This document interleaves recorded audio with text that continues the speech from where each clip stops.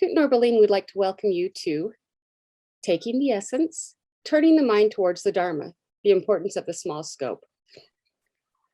We'd like to thank Daryl Dunigan. Did I say that correctly? Dunigan? Close enough. Dunigan. Dunigan, thank you. Daryl moved to Portland in 2007 and began studies at Maitripa College. He received his MA in Buddhist Studies in 2010. We want to thank him for spending this evening sharing his knowledge with us. Thanks for teaching us tonight. Yes, thank you, Shayla.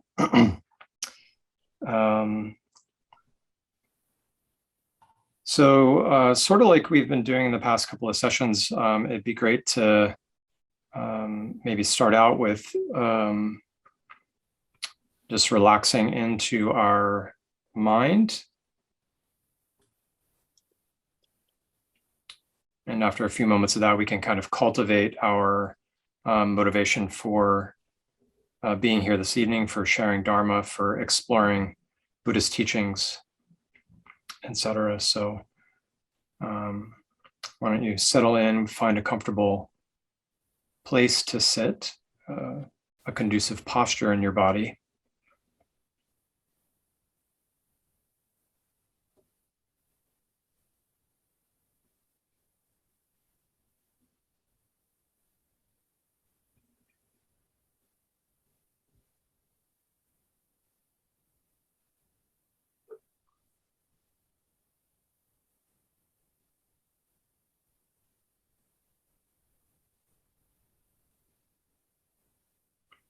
And bring your mind into present moment awareness.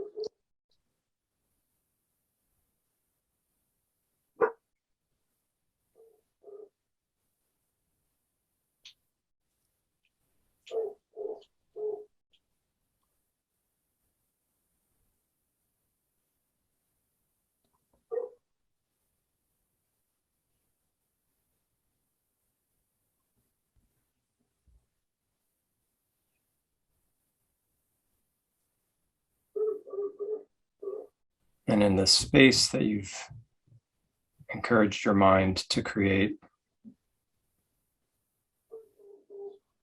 can bring your attention to your motivation for joining in this class this evening.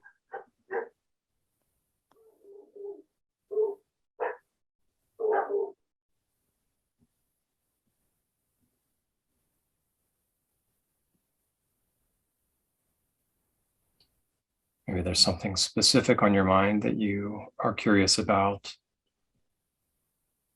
Maybe it's a broader intention of gaining realizations on the path.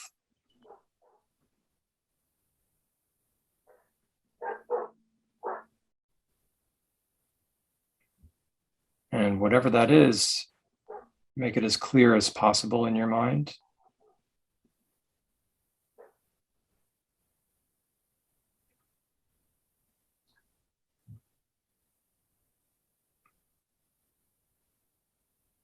And in order to accomplish that, in order to take steps towards it, we can recite the Refuge and Bodhichitta prayer and imagine all of our actions here this evening contributing exactly to that goal. I go for refuge until I'm enlightened to the Buddha, the Dharma, and the Supreme Assembly. By my practice of giving and other perfections, may I become a Buddha in order to benefit all sentient beings. I go for refuge until I'm enlightened to the Buddha, the Dharma, and the Supreme Assembly. By my practice of giving and other perfections, may I become a Buddha in order to benefit all sentient beings. I go for refuge until I'm enlightened to the Buddha, the Dharma, and the Supreme Assembly.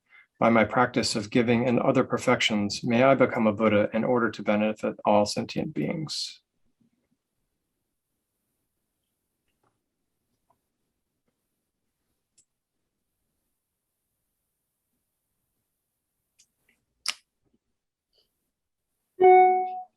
So hopefully you are all able to follow along with my slight deviation from the written words of that prayer. I've talked about that over the past few weeks. So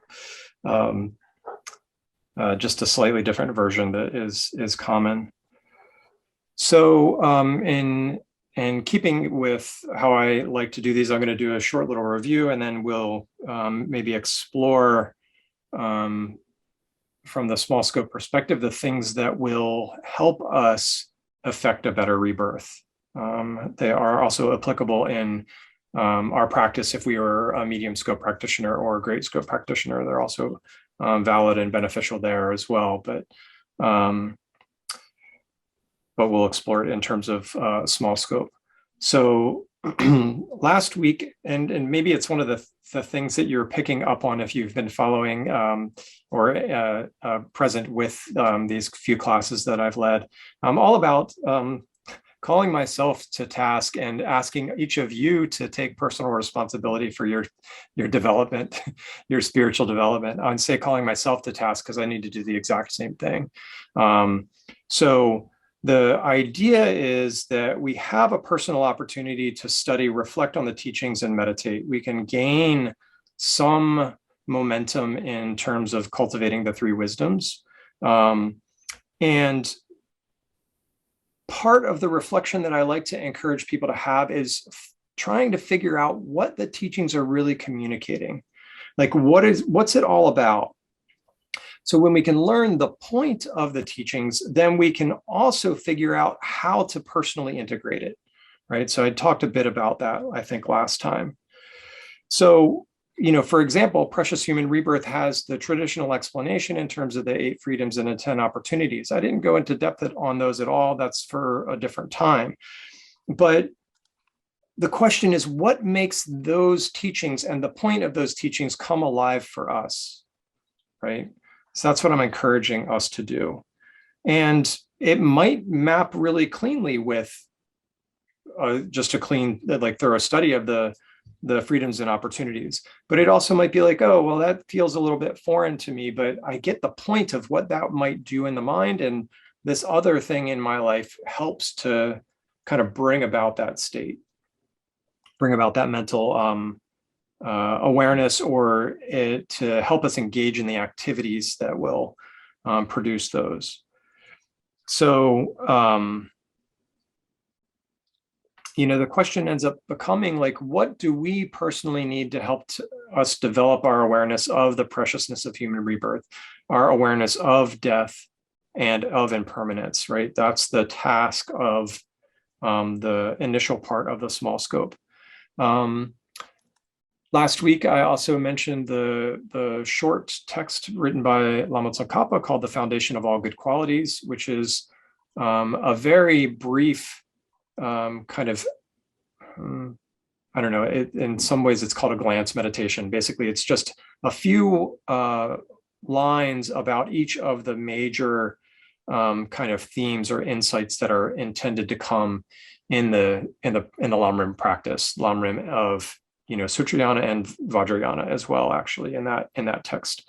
We went through the first, I think, 4 verses of that. So that's a great tool to be able to use if you're like, oh, I just need something quick to be able to help refresh these points in my mind, right?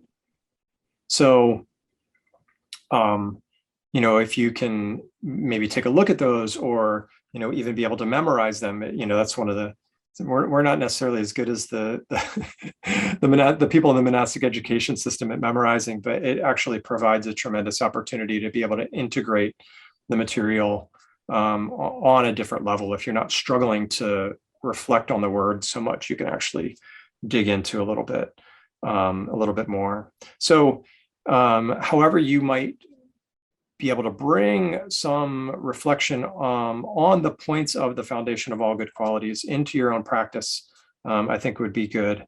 So we can know what that brief abbreviated articulation is, but then we also can do the work to be able to flesh that out and to understand the elaborate version more completely as well.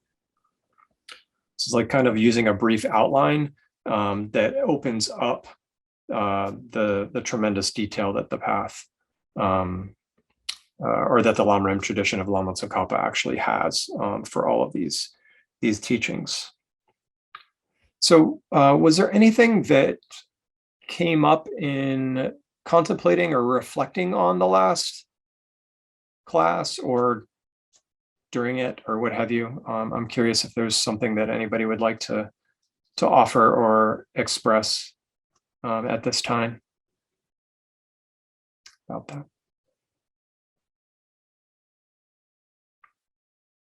Okay. So in the first 3 sessions, we have talked more about my approach to the Dharma and in terms of small scope, the preciousness of human rebirth, death, and impermanence. And again, we haven't gone into any of these topics in depth, but we've talked about those 2 things. We've talked about the intention of each of the 3 scopes, so what the spiritual practitioner is hoping to accomplish. Small scope is the practitioner is looking for a better rebirth. They recognize the liability of a precious human rebirth in the sense that we aren't guaranteed to continue to have a continuous stream of rebirths that are beneficial. The teachings say that we've done all sorts of negative actions in this life and also in past lives, so we have the potential to have a lower rebirth. So people in the small scope want to have a better rebirth. And then the question becomes, well, how do we actually make sure that that can happen?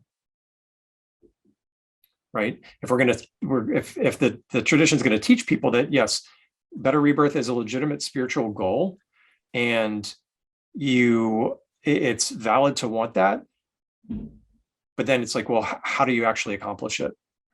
The latter 2 topics, excuse me, in the small scope section are the way that actually comes about, right? So they are, by engaging in these 2 other topics, we actually will affect a better rebirth for ourselves in the next life, and hopefully we'll be able to continue that. And those 2 topics are refuge, so refuge specifically in the Buddha, the Dharma, and the Sangha, the 3 jewels, and then contemplation of karma, which is basically cause and effect, which basically can be distilled to do things that produce happiness and stop doing things that produce suffering. It's kind of like simple and beautiful in one way. So in both our practice and our study and practice of refuge and our study and practice of karma, we're paying attention to and learning to perform actions that will produce happiness and avoid those that produce suffering.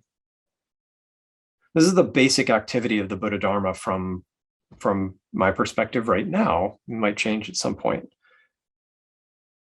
So the idea is we want to be able to observe cause and effect. We want to be able to engage virtuous actions and disengage the ones that will cause suffering.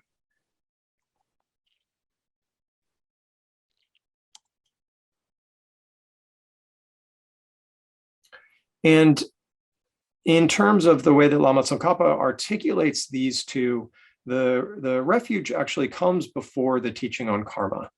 And refuge is a really interesting topic for many people in the West. And I think that there's quite a bit that we can learn about ourselves and about our worldview by studying it. not necessarily studying exactly what the teachings are, but studying what the teachings are and then our responses in relationship to it, right? So what I'd like to do is dip into Refuge a little bit, and I'm not going to give a detailed explanation of the Buddha, the Dharma, and the Sangha, why they are valid objects of refuge, why it's valid to seek refuge from them.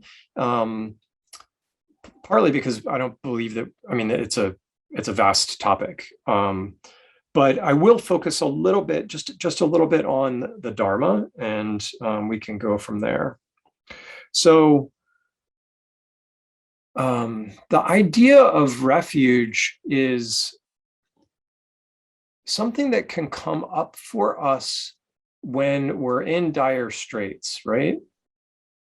In terms of our daily operating in a relatively insulated, relatively safe world, the idea of needing some shelter or needing some protection is a little bit remote.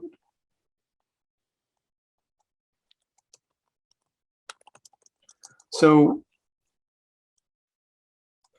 the question becomes, why in the Buddhist tradition is refuge even a topic? And on the side here, it's like, well, what does refuge have to do? How can it help us affect better rebirths, right? But like, why is it even a topic that comes up? Do we need shelter or protection from something?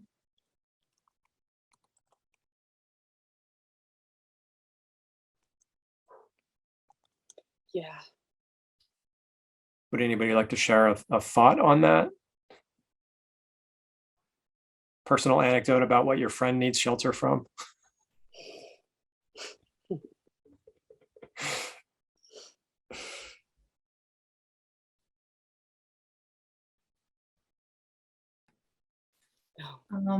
I was just thinking, I used to try to take shelter in like chocolate and ice cream and beer. And it didn't come out very well. Not all at the same time either, but. Oh. Yeah, so I mean, it's the interesting thing. There's all sorts of ways that are culturally appropriate for Westerners to try to find some sort of relief, or it's kind of weird to seek refuge or shelter or protection in a physical experience when we really think about it, right? Is it actually going to work? Is the result that we're looking for actually going to map with what we're doing to try to affect it?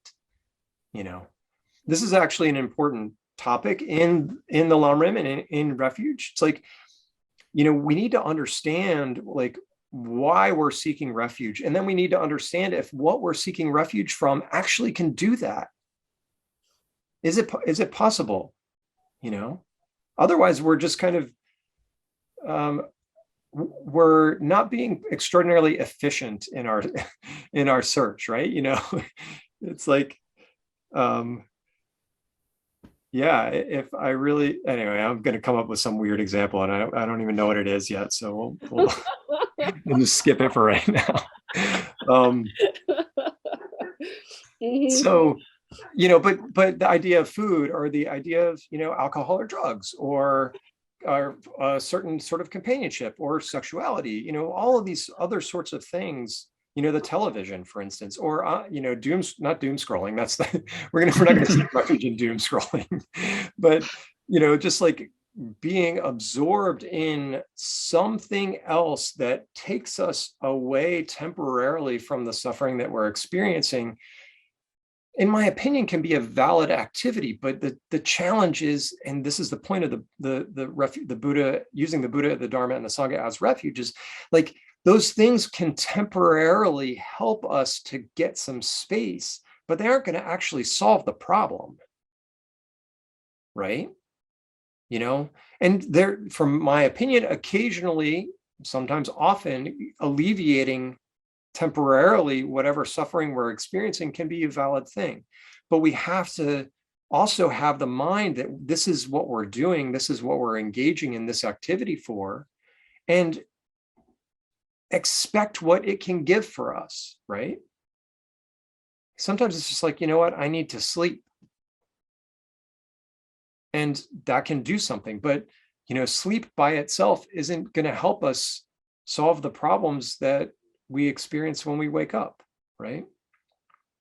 I have a little insights are actually like having a relaxed mind is extraordinarily powerful in terms of having insights into things. Like it's kind of one of those remarkable things, like I used to study this one philosopher who used the example of Archimedes in the bath at Syracuse when he was trying to figure out how to like find out whether this king's crown was actually like mostly gold or pure gold or not.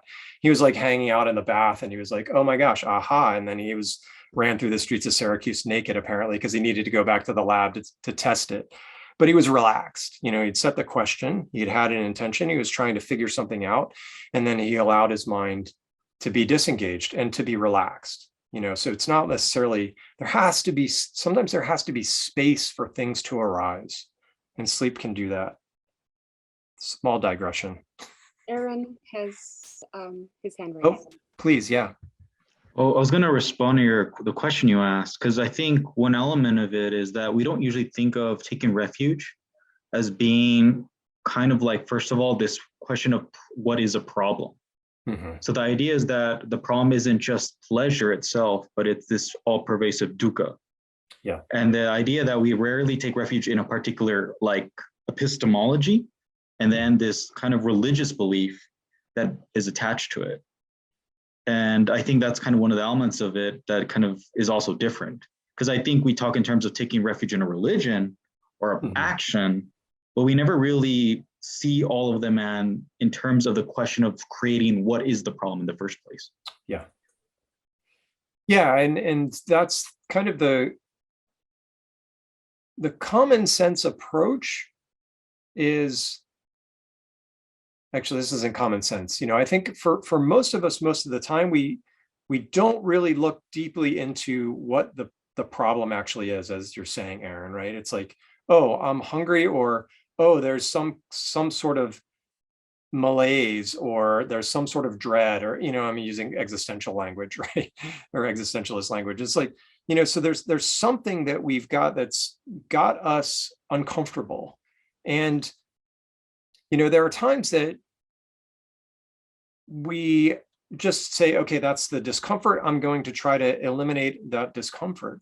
But if we really want to actually know what's going on and to maybe affect a long-term solution to that discomfort, then we need to dig in a little bit more. And that's kind of precisely the story of Shakyamuni Buddha, right? He's like, had the four sights, he saw old age, sickness, and death, and he saw somebody that looked like they were outside of it. And he's like, oh, well, maybe that's possible, right? So through his search, it's hard to imagine what actually goes on in that, or what Shakyamuni Buddha's experience was. So I don't want to like impute some mental experiences that he may have had, but maybe part of that investigation was like really like looking at what suffering is, and then being able to see if he could find a way beyond it. It's hard to say. But for us, and in relationship to the idea of refuge, and also if we are going to engage the Buddha, Dharma, and Sangha as objects of refuge, then having a little better idea of what our discomfort is, what our suffering is, and then we can figure out whether they're actually going to help us, and in what ways can they help us most effectively. So the question that I'll leave you all with for future contemplation is like, specifically in your experience as a human being and on your spiritual path, what sorts of things do you feel like you need, or do you know you need protection from? how can you use some refuge to help you on your spiritual path? And this may change over the years, right? The way that you can respond to that question doesn't have to be like, oh, I figured it all out right now. But that's, I think a valid way to approach. So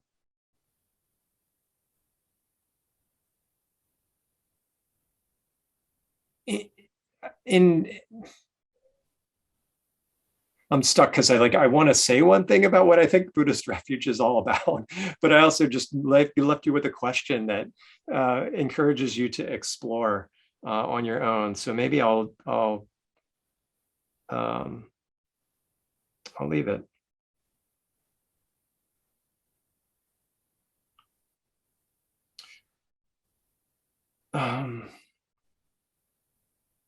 So in terms of the Buddha, the Dharma, and the Sangha as objects of refuge, Lama Tsongkhapa will say that the causes for us generating refuge are our fear and our faith. So he says in the Lama Rinpoche, he says, in brief, the causes of your going for refuge are twofold: your fear of the miserable realms and the like, and your conviction that the three jewels can protect you from them. Thus, you must strive to realize these two causes, because if they remain mere words, so will your refuge. But if they're strong and stable, your refuge will transform your mind. We talked a little bit last week about fear as a motivating factor in spiritual practice. And I think that the idea of refuge is one that is related to that, right? I use the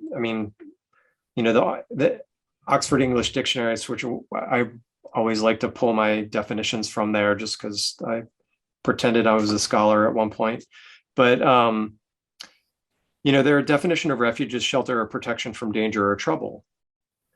So it's a pretty succinct definition. So protection, from danger or trouble, it means there's fear that arises with danger and trouble, right? That's a kind of the normal sort of response. Jai had some good points, about being able to use to be, we don't necessarily have to be utterly motivated by fear on our spiritual path. We can have the positive perspective, right? Which is, I just want to be able to flourish. This isn't what Jai said necessarily, but I want to be able to flourish. I want to be able to actualize my own potential, right? That's actually a really valid, motivator for spiritual practice. The trick or the challenge becomes, sometimes the positive side works, but then sometimes looking at the negative possibilities also can help motivate us. And we need to find that balance for ourselves.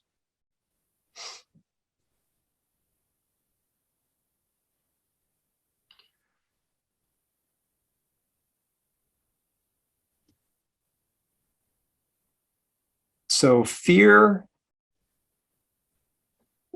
one way that we can kind of reframe the language of Lama Tsongkhapa here, where he says fear of the miserable realms and the like, we can look at that as fear of the causes, which just so happen to be our own actions, of taking rebirth in miserable realms. Or even just the ways that we can be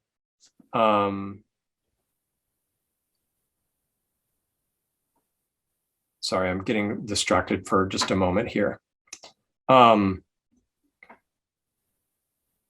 So we can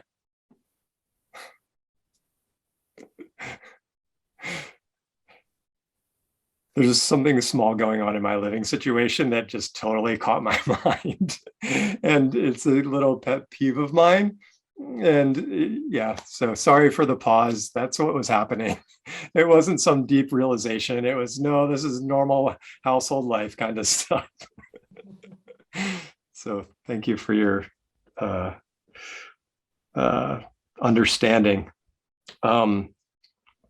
So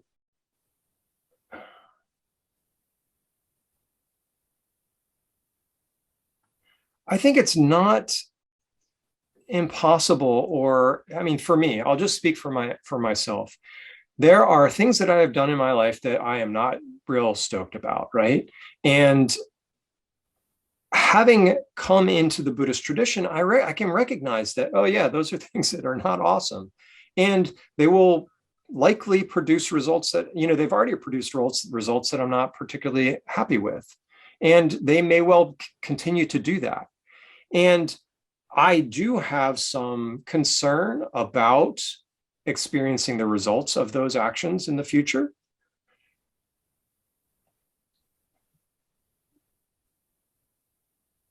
And for me, that concern isn't necessarily going to I'm not going to jump into the whole self-loathing thing as a result of that, because that's just actually a path. Here's another slight digression. It unfortunately is just another pathway of reifying the self, but that's doing it often because we want to exist. It's very tricky.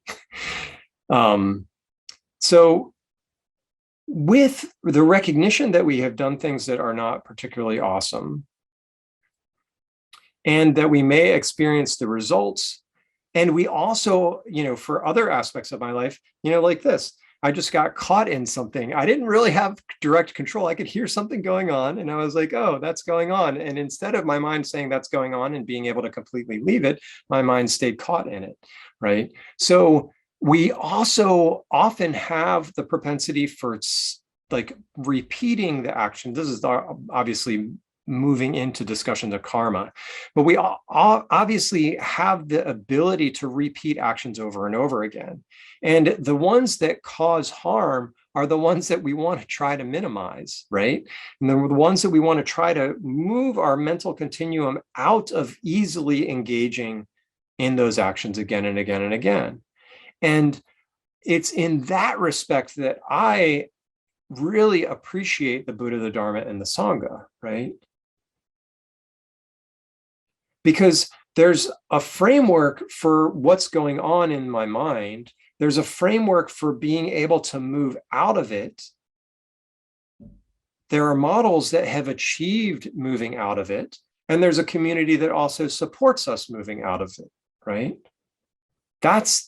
To me, that's the sort of basic idea.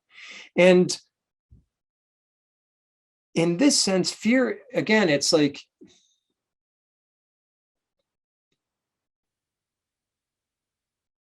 it's the type of fear that can bring us to engaged action, not the type of fear that brings us to paralysis or flight, right? It's kind of the fear that will heighten awareness and help us direct our minds. That's how I see it. I know the Geshes may say something completely different than that. So then, however we're relating to concern about our negative actions and our ability to, continue to perform actions that will be beneficial for ourselves and countless other sentient beings, we then have to be able to see how the Buddha, the Dharma, and the Sangha can really help us and be able to generate faith in them. And faith, again, is a tricky word in our culture. Before I move on to talk a little bit about faith, are there any thoughts or questions? Any distractions happening at your home?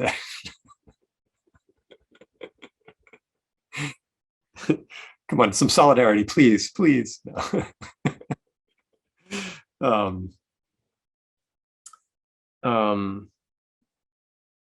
Okay.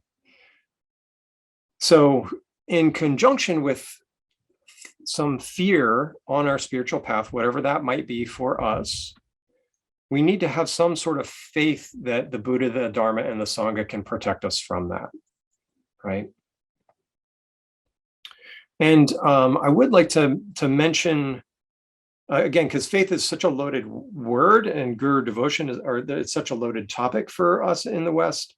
But I would like to briefly mention how the tradition talks about, or one way they talk about, three kinds of faith, where there's what they call what Geshe Sopa referred to as beginning faith, which is basically affinity for a practice or teaching, and we enjoy it, kind of exploring it, right? So it's like, oh, that kind of like, that's interesting, that's neat, that's like, that sounds good. That's, we haven't, with that kind of faith, there hasn't been a thorough analysis. There hasn't been this real sort of deep, grounded examination. It's not completely blind faith, because in the process of hearing and, just understanding the words, there's, we're assenting to a certain degree to it, but we're not, taking it as necessarily like gospel. So that's the idea of beginning faith. There's also what they call a faith of wishing, which is this, it's a strong wish to, or a strong desire to obtain qualities oneself. So it's a strong resolution to attain a state of being, specifically to attain the state of being of the object itself. So whatever we have in mind, if it's a Buddha, it's like, there's this faith of wishing, like, yes, that's my aspiration. They say it creates great energy. It creates energy for great effort. And this is similar to, this positive sense of like, oh, like I want to fulfill my potential, and that's also a loaded way of articulating it, because it imagines there's some fixed static, like one version of that. But maybe a wiser way to articulate it is, I would like to continue to develop my mind and to be able to, I'm stumbling. Actualize what's possible. I'm saying the same thing with different words. You can figure out how to articulate that. But the faith of wishing is this wish to, the strong desire to obtain qualities oneself. And then there's also what they call the faith of conviction, which they talk about as, that's what arises when we see the object of faith and we fully understand the reasons why we can rely on that object.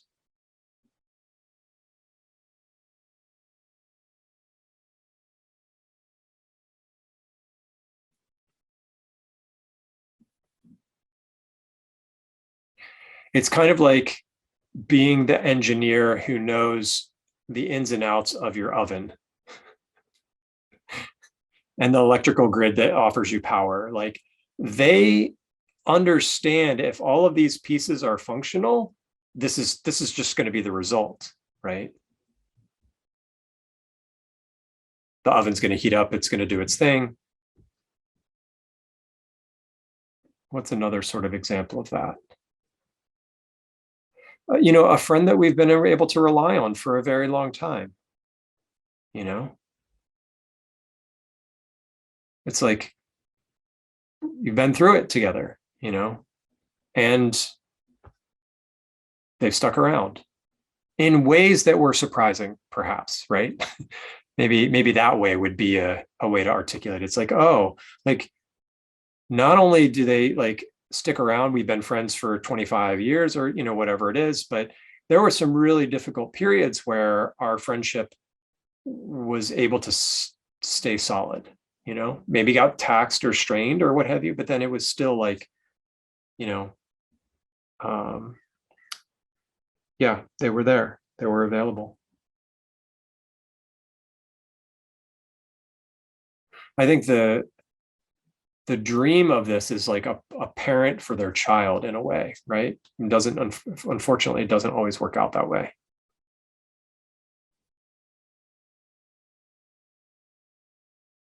So the idea of this faith of conviction is is that it is firm and stable because it's based on clear reasons, right?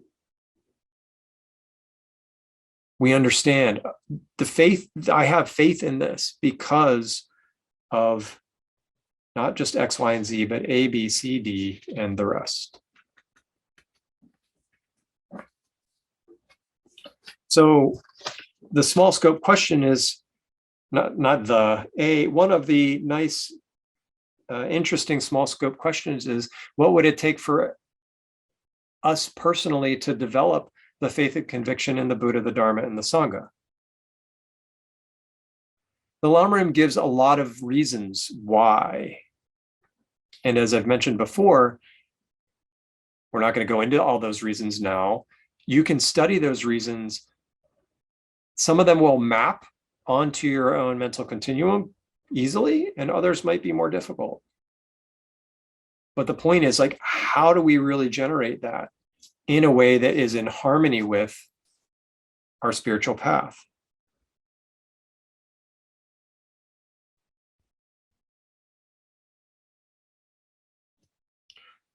How also do we develop conviction regarding the three objects, that they are actually worthy of refuge? So part of this is like, there are a lot of asks here. One, figure out why you need refuge to begin with.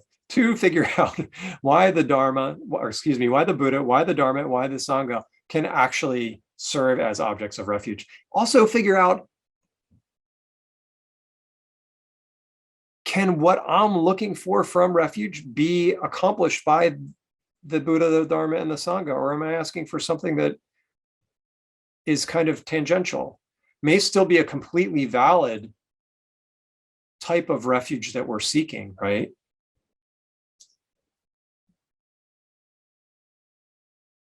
But for a variety of reasons, maybe we don't have, close community that would be a Sangha jewel for us, like in terms of like a Buddhist Sangha jewel, right? But we need companionship on our spiritual path. And there might be others that are in non-Buddhist traditions that actually can serve that kind of a role. That's me speaking. I probably get in so much trouble when I do these things because I take some liberty.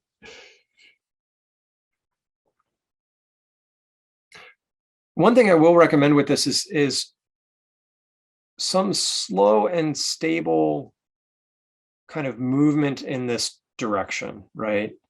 Because on the one hand, the tradition is concerned about us in this very lifetime, but they're also concerned about our countless other lifetimes that are to come. And it's important to have this sort of movement be as integrated as it can be, because, for instance, if we're like, oh, Daryl said we need to figure out how to rely on the Buddha, the Dharma, and the Sangha. And if we did that in a way that actually we relied on them, but our expectation was, like, as I was saying, not really in accord with what they're capable of doing, then we get really disappointed. And then we're like, oh, you know what? The three jewels actually didn't back me up. I'm done. Then the mistake is maybe a little more on our side than on the side of the Buddha, the Dharma, and the Sangha. But that gets tricky too, because I don't want you to like drop into this like self-blame sort of a thing, right? It's a very delicate path to walk.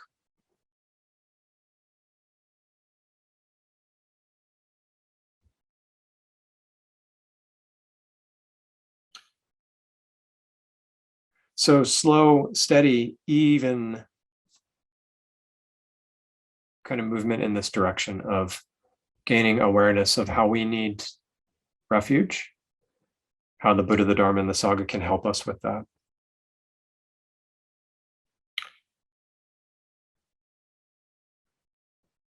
So the one thing I wanted to bring up specifically about the Dharma jewel is, Geshe Sopa, in terms of protection, Geshe Sopa says, protection only comes through engaging virtuous actions and abandoning negative actions.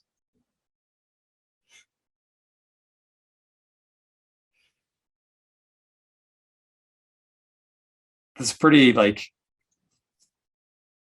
and that's kind of what the Dharma jewel basically is. The Dharma jewel can be talked about in terms of the third and fourth noble truths. So that the Dharma jewel includes the truth of cessation and the truth of the path.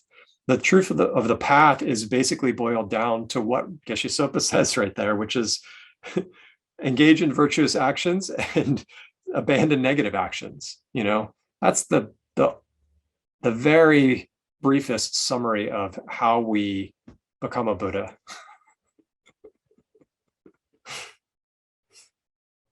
How we alleviate our suffering.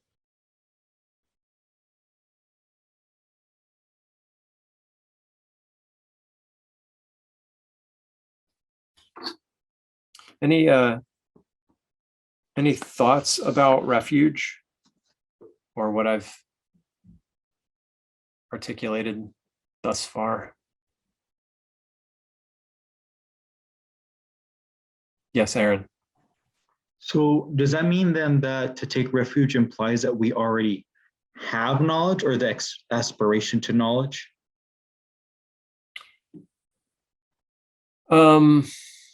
Could you be more specific about the knowledge that you're referring to? So does it mean that I have knowledge in the Dharma itself? Or do I just have aspiration or like the expectation that knowledge is true? Yeah, I think that's a good question. I think that there can be various degrees of taking refuge, and the refuge may be integrated on different levels based on how integrated our faith is, right? So I think there could be a version of refuge that's like, oh, wow, that sounds good. Like, sure, why not, right?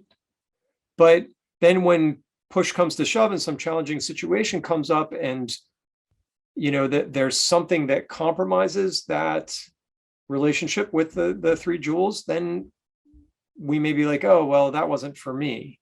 Whereas somebody who's gone through and had this sort of developed a more deep awareness of the reasons that the Buddha, the Dharma, and the Sangha are worthy objects of refuge, maybe had some experience in that regard, that's a completely different, like, I'm imagining the way that the heart relates in those two different types of kind of like depth of awareness of what the Buddha, the Dharma, and the Sangha are.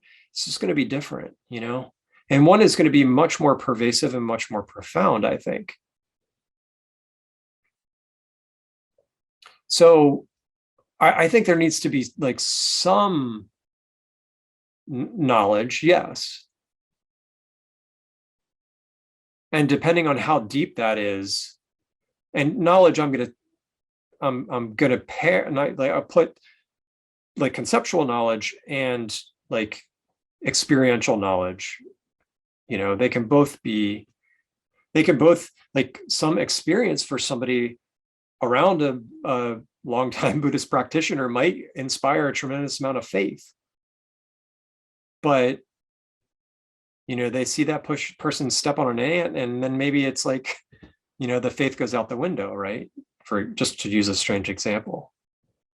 But yeah, so does that touch on your question? No, yes, thank you. Okay. So anything else that's coming to mind?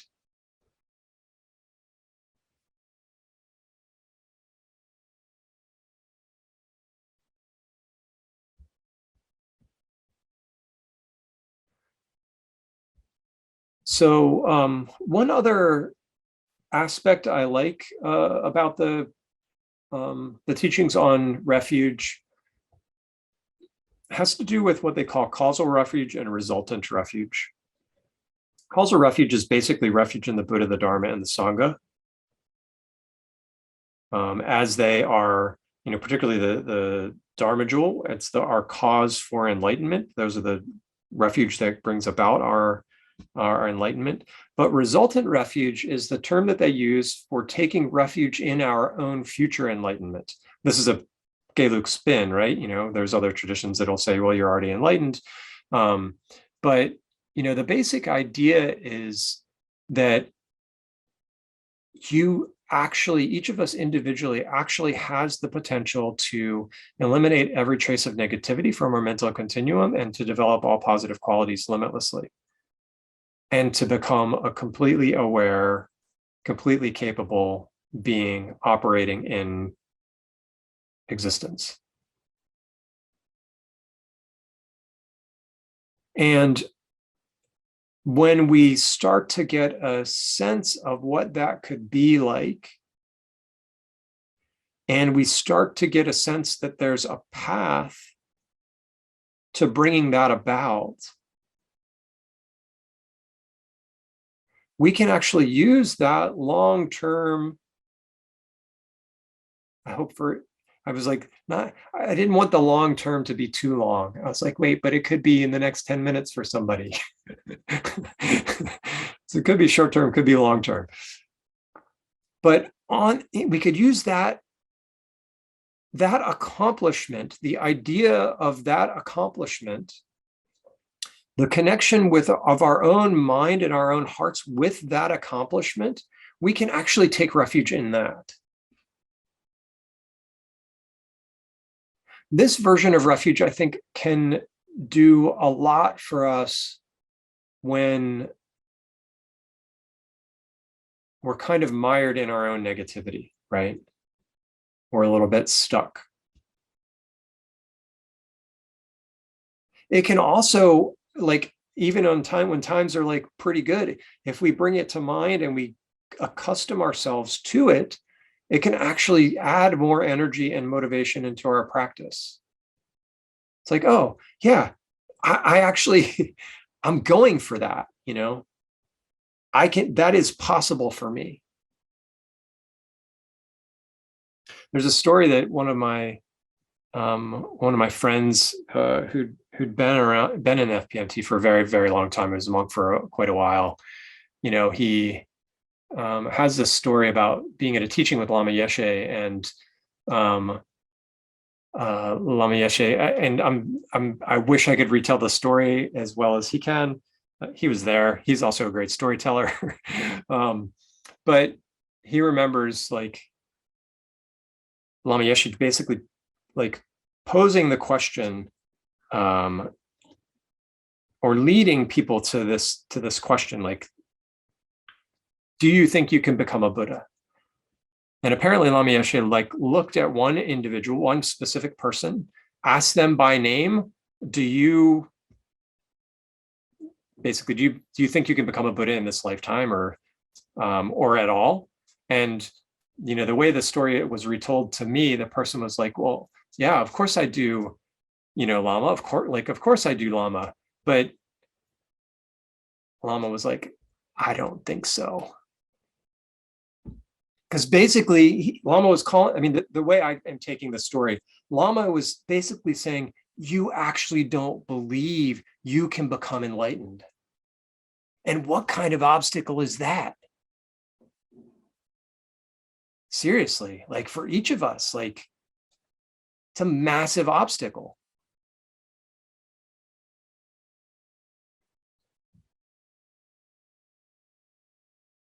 So I think this is my friend's way of telling me I better believe that I can become enlightened, through Lama's teaching. And apparently it was Lama Yeshe, I don't know if you've ever watched any videos of Lama Yeshe, but sometimes he could be very curt and direct, right? He wasn't always super warm and fuzzy kind of a Lama, but he was also, purportedly completely amazing. So I didn't have the opportunity to study with him in this lifetime. Nor do I remember past lifetimes. Sorry. So basically, we have causal refuge and we have resultant refuge as well. And we can take refuge in our own future enlightenment. It's a valuable thing to do. So refuge is one of the causes of our development on the spiritual path. It's one of the two causes for affecting better rebirth. The other is karma, or action.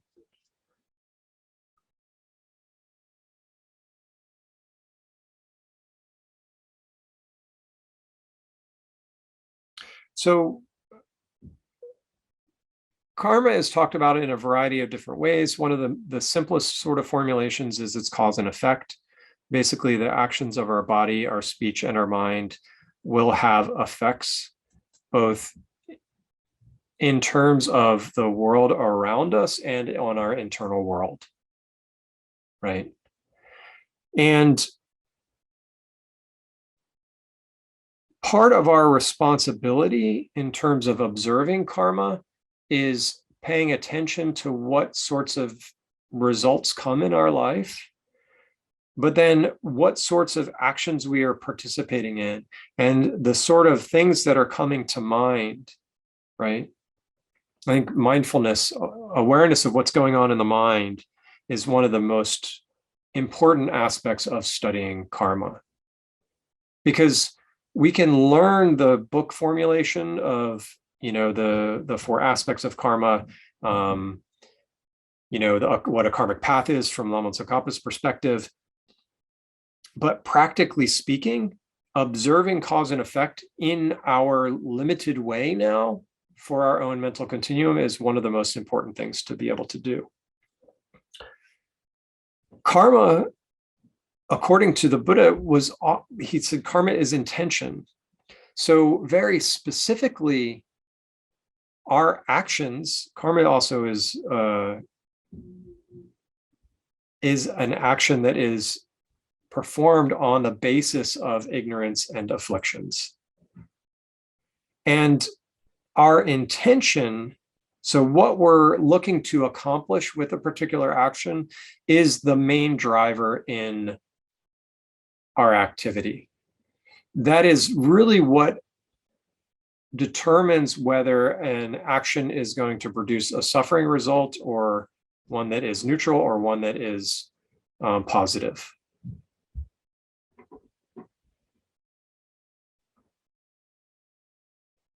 So being able to develop more of an awareness of what's coming into our minds, what's driving our actions, is going to give us more ability to direct our actions of mind, body, and speech in ways that will produce the sorts of results that we're looking for, versus just kind of winging it and being reactive all of the time. Sometimes my reactions can be positive in the sense that they seem to be the right thing in the right moment. But being able to have a mind that is able to watch like the real driving force behind particular actions and responses is going to be quite powerful.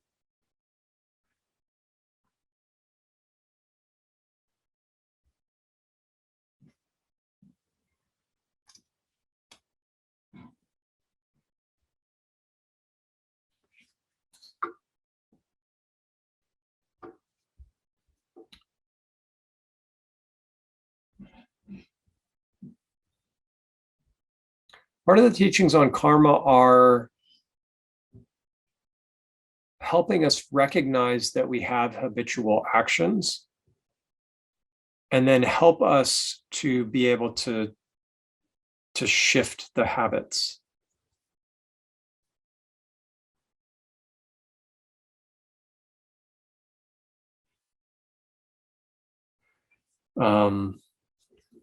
There are nuts and bolts aspects to why habits develop in the mind and why they're perpetuated. And one of those aspects has to do with karma. There's a variety of types of results that come. And one of those is the result that's experiencing, how is it phrased again?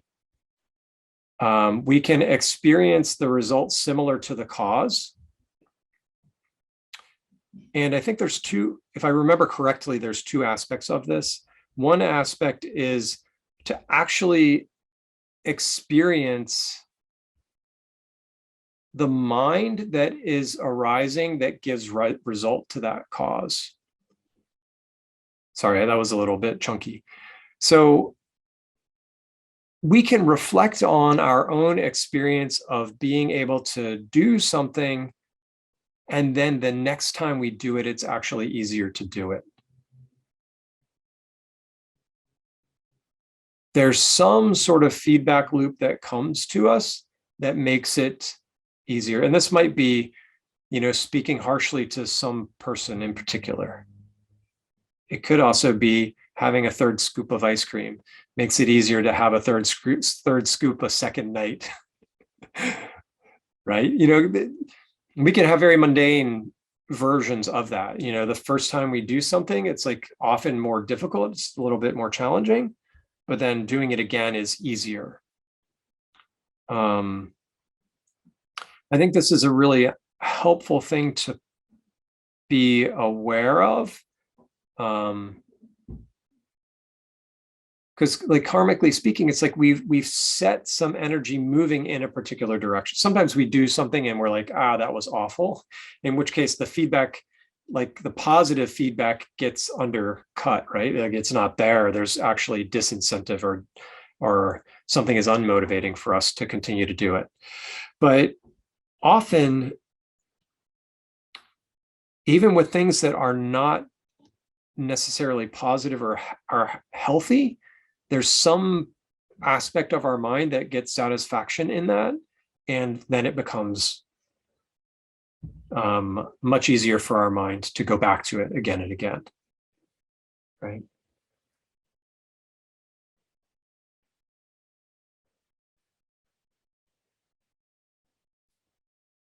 So in terms of establishing habits, I think that one is a very important piece to have in mind.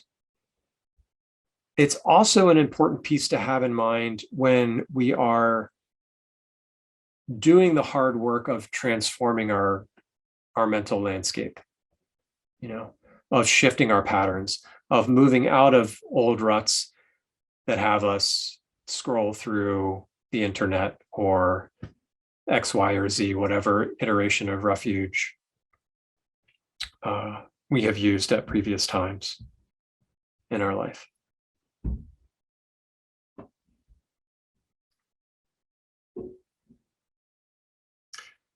Do you have any thoughts or anything that somebody would like to add about the idea of karma as cause and effect, karma as intention, this role or this aspect of karma that disposes us to doing a similar or the same action again? Is there any thoughts anyone would like to share?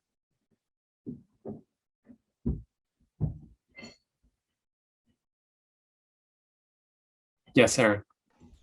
You mentioned that the other traditions understood the issue a bit differently. Is there a difference in practice?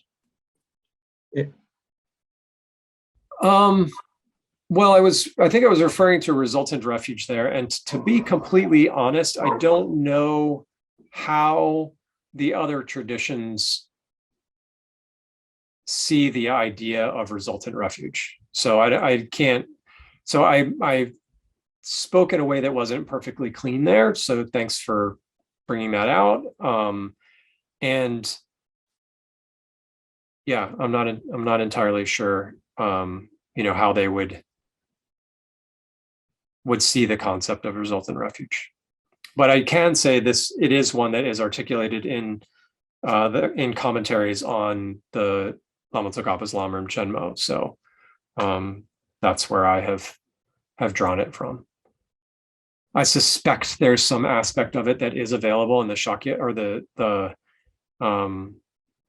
Sakya tradition, based on what little I know about their practices of taking the result as the path, sort of a thing, the Lamdre tradition. But I don't know. I mean, Lama Tsongkhapa also was he was a Sakya Lama, or maybe not a Sakya Lama. He studied the Sakya tradition for a very long time before starting the Gelug tradition. So there might be some continuity with that line of thought there. So, but in terms of the Kagyu Nyingma, I'm not sure how they would discuss it. So they might be like, yeah, it's actually, all of us use it in a very similar way, or they might be like, oh, we actually use it in a little different way, because they, this is the problem, or not the problem. One of the challenges of philosophical language is somebody might use something in this one very precise, very clear way, but then somebody else uses the exact same term and they use it in a completely different way.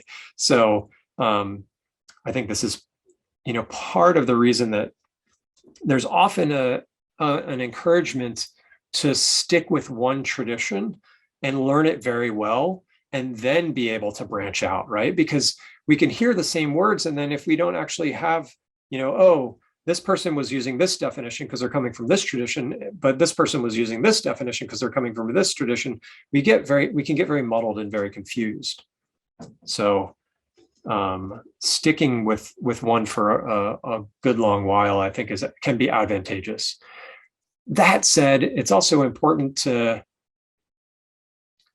find what you connect with and move with that, but do have the background awareness that you're working in a technical tradition. And all these Buddhist traditions, the Tibetan traditions I can speak from, or I can't speak from all the traditions. I can say that they're all very technical traditions. So keep that in mind, and be aware of that. Yeah.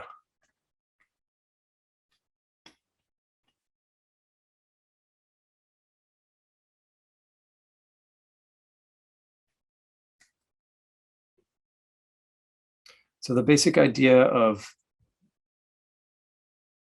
karma is that we perform actions and there will be results in this lifetime and or future lifetimes.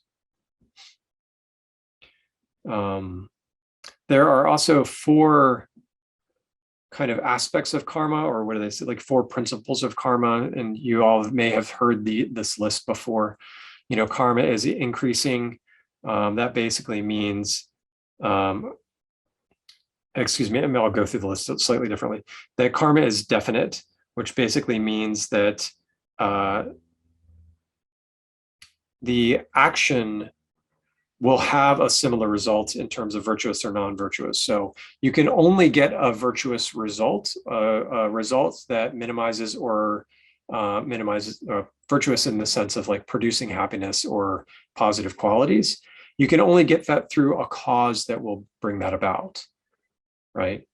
And the same, an action that produces a suffering result will only produce a suffering result. It's basically, it's not like you can sometimes get a positive result from an action that is considered non-virtuous. So the other one, the next one is karma increases, and that's basically the idea that a very small action may have a very large result. There are quite a few stories in Sutra where some person did X, Y, or Z that was a little thing, and it ended up becoming this bigger thing in a future lifetime for that person. So the tradition also will say, and that I used a neutral type of language there. There are lots of stories of, somebody offered the Buddha, like they were a beggar and they offered him just something small, but then they ended up having wealth for many, many, many lifetimes, because I think the tradition will say the intention was pure and they offered what they could, right? It's very powerful. Also, small negative actions can produce increasingly more intense results. So that's the second one. Karma experiences are not uncaused. So basically, if an action's not performed, its result won't be met.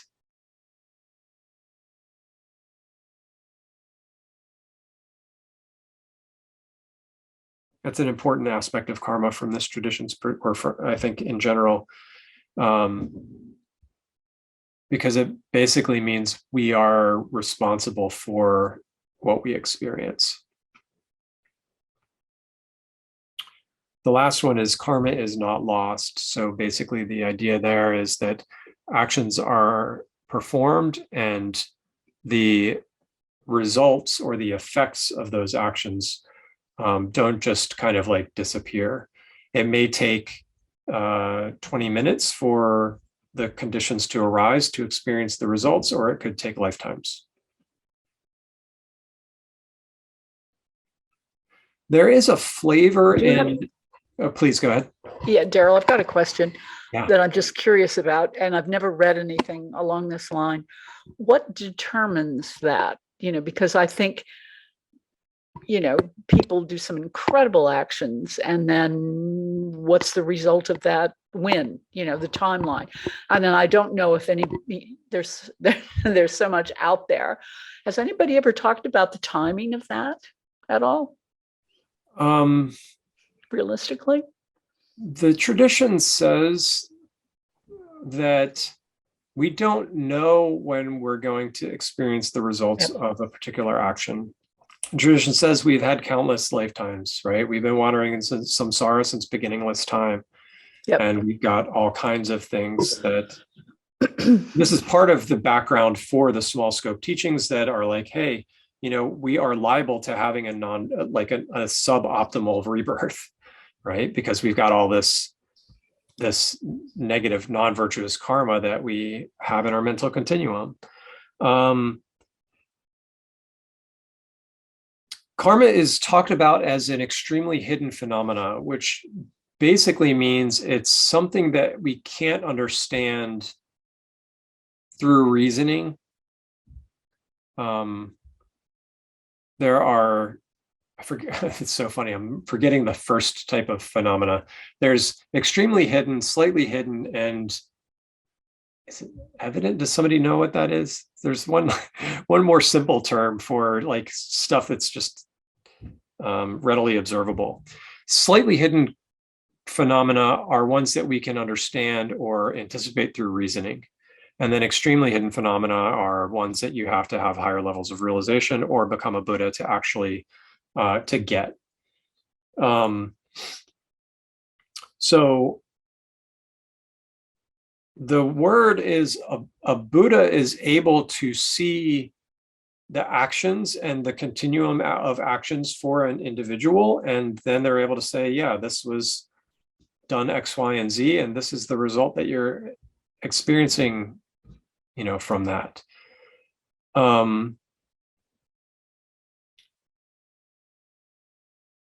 Part of the teaching of karma as it's encapsulated in the small scope is like a little more of this kind of fear motivation, right? Like we have done negative actions, we've had countless rebirths, and geez, we might end up suffering the results of those negative actions in the next rebirth, right? So I don't want to say it's a stark articulation of the sort of negative potential that we have. Negative potential in the sense that the karma is not lost. We have imprints in our mental continuum that until the conditions come about, they just stay there. And then we have whatever experience is going to arise from that negative karma. And then we hopefully don't produce more negative actions as a result of those experiences, right? That's the tricky part, or one of the tricky things. Oh, obvious phenomena. Thank you, Shayla. I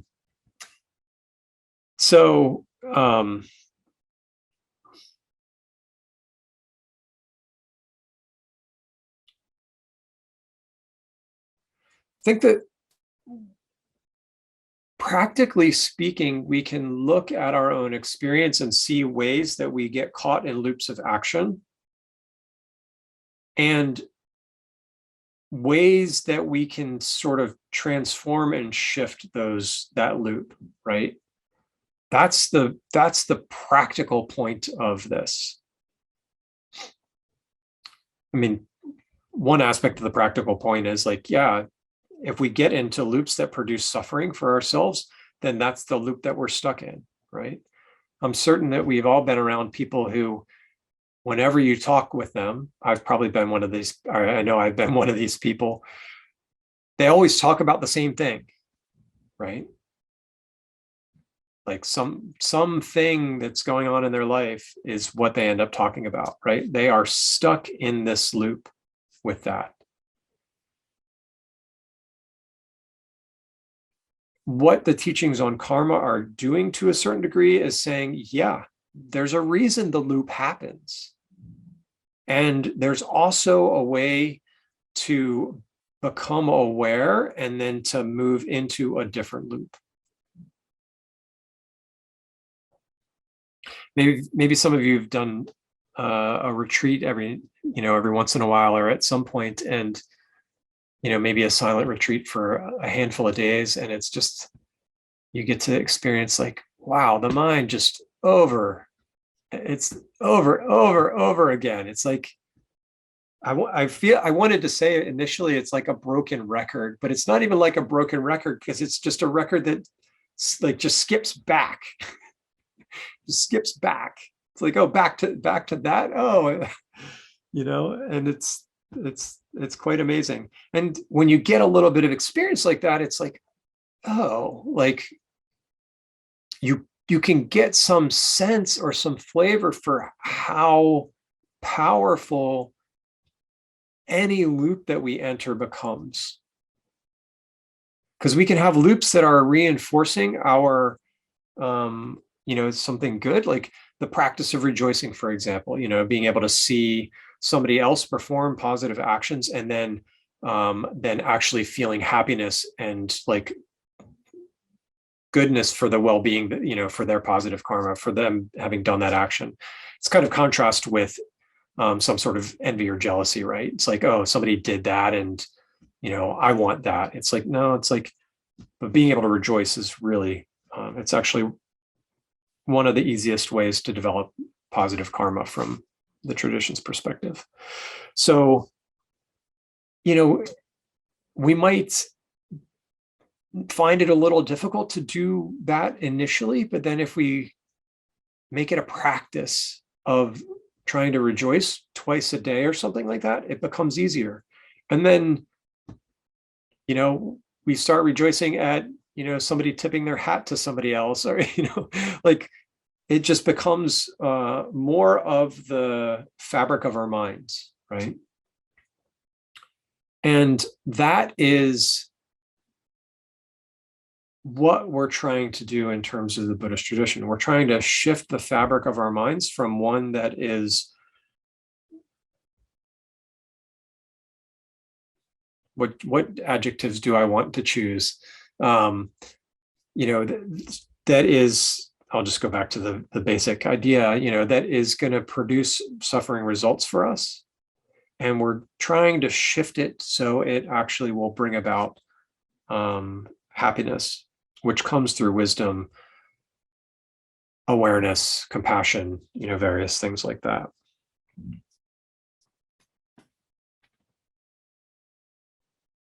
So karma is definite. It is increasing. It will definitely produce a result that will be similar to the cause. The actions won't perish. This, in some senses, is meant to make us go, oh, geez, right? The good news is, even with this last part, the actions that are done don't perish. The karma is not lost. They follow that with saying, actually, there is a way to shift things. They put it in the language of purification. The basic idea is, just like I was saying, we are shifting our sort of fabric of our minds, the habits of our mind, the loops of our mind, from ones that produce suffering to ones that can produce happiness. That's the basic idea of purification.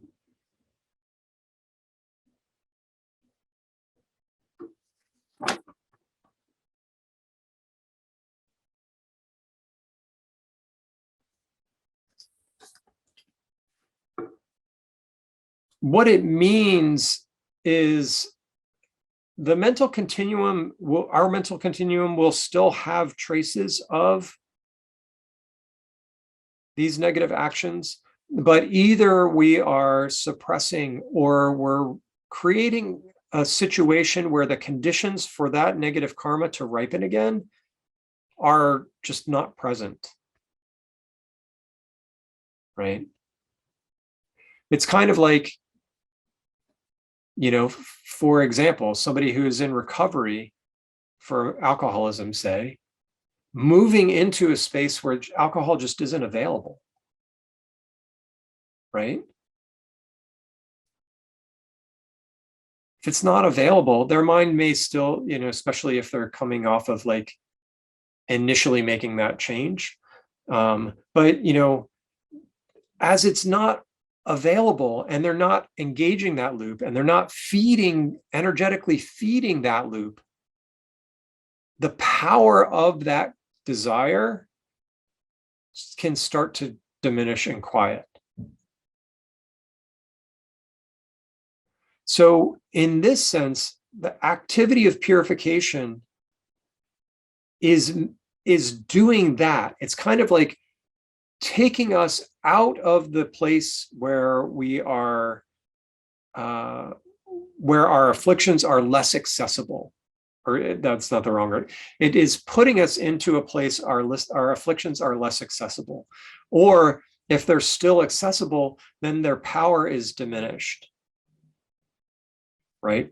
Diminished in the sense of we may be able to have enough sway to say, oh, I see you, affliction, and not today. You can rest over here for now.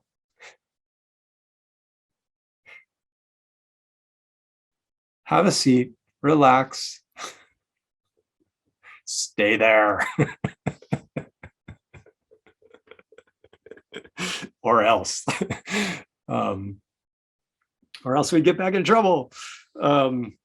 So in the tradition, we only have a few more minutes. The 4 opponent powers are one of the classic purification practices in the tradition. I encourage you to dig into that a little bit more extensively. Very briefly, they're the power of regret. That is arguably one of the most important ones. Regret in the sense of, I recognize that I performed that action. I recognize that it's harmful. And I recognize that, how would I want to say this? I'm like repeating. It comes with an actual, like, real acknowledgement of the harm of a particular action, and that we don't, you know, we feel bad about having performed it, you know. The Buddhist tradition has a much cleaner way of dealing with regret than, I think, American culture in general. So I want, you know, again, our culture has so much of a tendency to get into real heavy self-deprecation and self-loathing and stuff like that. This is not meant to do that, you know. And I would caution you to, like, try to learn and dig into this concept of regret and how the concept of regret also fits with our Buddha nature and with our resultant refuge and, you know, many of the other things I've mentioned, because the regret is to actually help us to flourish. It's not to make us feel worse about ourselves. That's the long-term point. So we have regret, we have a remorse about the particular action. And there's a remedy or there's some antidote, and there's 6 antidotes that are talked about. But briefly speaking, like any virtuous activity could be an antidote, but there are 6 that Lama Tsongkhapa talks about specifically. So regret, remorse, antidote or remedy, the power of resolve. This one has to do with saying, I am not going to participate in that activity again.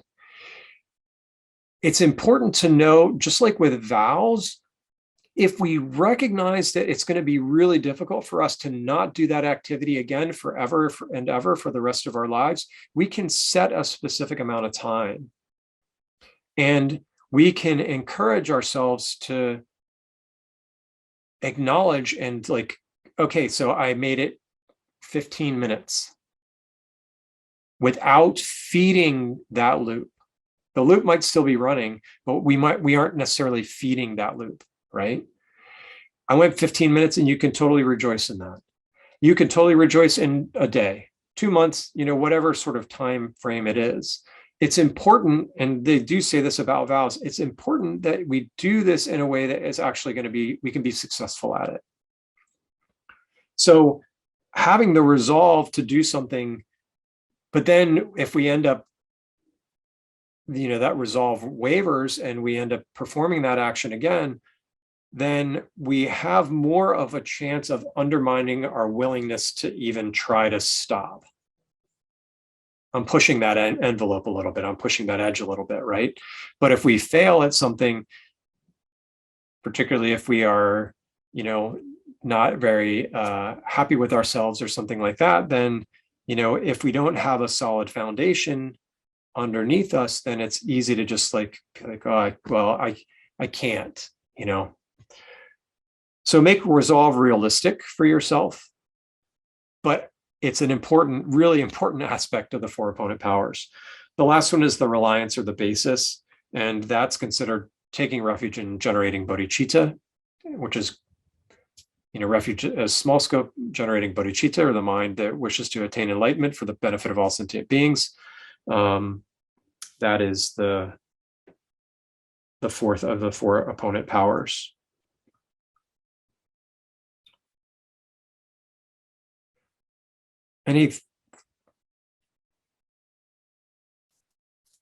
I'm wishing my timing were a little different, because I feel like, I want to still have conversation about this, but we're really close to the end here. So, and I also wanted to do a quick little overview of what we've done, but we're running out of time. So, anything that came to mind for any of you that you'd like to share?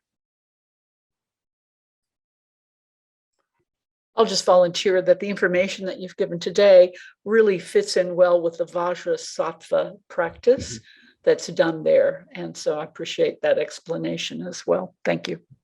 Great.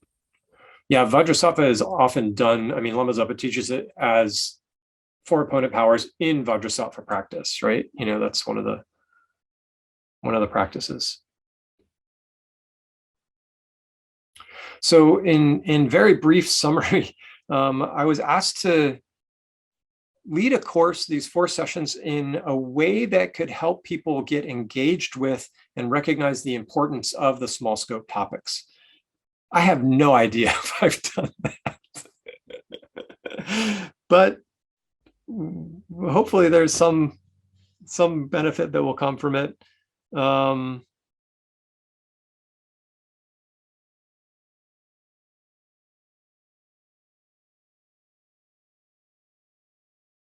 Yeah. So with that, we get to do the abrupt closing of reflecting on the positive actions that we have engaged in through sharing in community on this Zoom, through sharing in the Tuta Norbiling and Santa Fe community, sharing in the lineage of all the teachers that have made these perspectives available, made these resources available to us.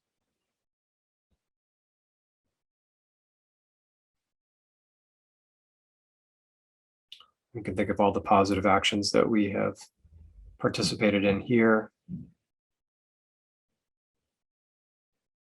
And we can dedicate the merit that arises from that, from each of those activities, to our being able to continue to study the Dharma, to learn it well, to be able to integrate it into our everyday lives, to eliminate every trace of negativity from our own mental continuum, develop all positive qualities limitlessly, and to benefit countless sentient beings.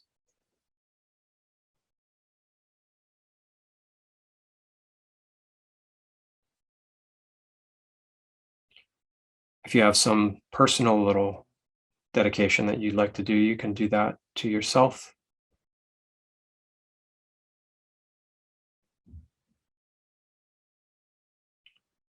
And now we can do some long life prayers.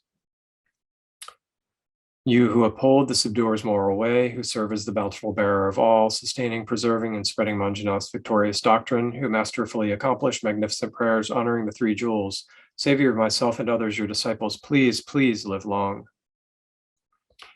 The wish-granting, wish-fulfilling jewel, source of every single benefit and happiness in this world, to the incomparably kind Tenzin Gyatso, I beseech, may all your holy wishes be spontaneously fulfilled.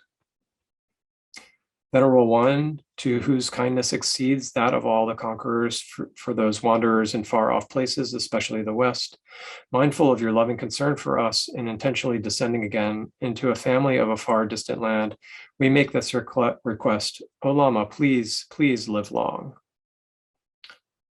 Beloved teacher leading your students toward compassion, wisdom and compassion, explaining through exacting discernment the steps of the graduated path. You are the unequaled guide. Please live long. Please live a long and stable life. And may the supreme jewel Bodhichitta that has not arisen arise and grow. May that which has arisen not diminish, but increase more and more in each of our minds very quickly and completely. So thank you all very much. Thank you.